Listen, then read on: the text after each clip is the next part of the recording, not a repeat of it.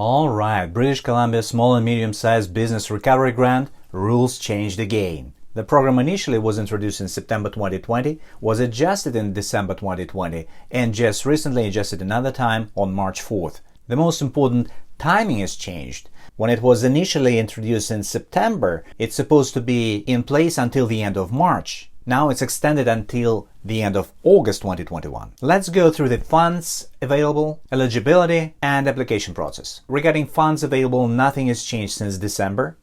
Eligible companies still can receive from $10,000 to $30,000 depending on the level of revenue before COVID. And saying before COVID, they mean before February 1, 2020. Tourism-related companies are eligible for another $5,000 to $15,000 depending on the number of employees, including contractors.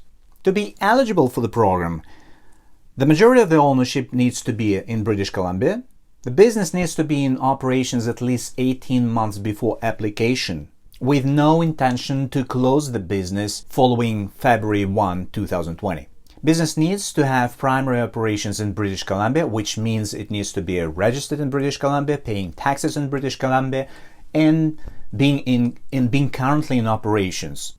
But you can be temporarily closed and you still be eligible, or seasonally closed if you're seasonal business. There is a limitation on employees. It's an upper threshold of 150 employees maximum, so it's really for small businesses.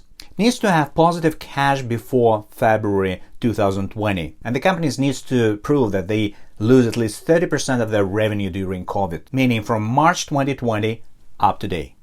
The application process consists of two steps. First, you apply for the program and submit the package of the documents. Once approved for the program, you need to develop the recovery plan and submit the one to Small Business BC. Now, you can create the recovery plan by your own, but you also provided the help from registered service providers who are basically the paid consultants you can use for your benefit.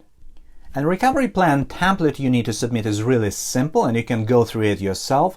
But the service provider, who is an expert, can help you to build a real recovery plan you can use as a support for your application on one hand, and good tracking tool for the recovery during the recovering process afterwards. And it's already paid, so why don't take it? If you have any other questions, please drop your question in the comments below. I also included some links in the description, so check them out. And good luck with your application.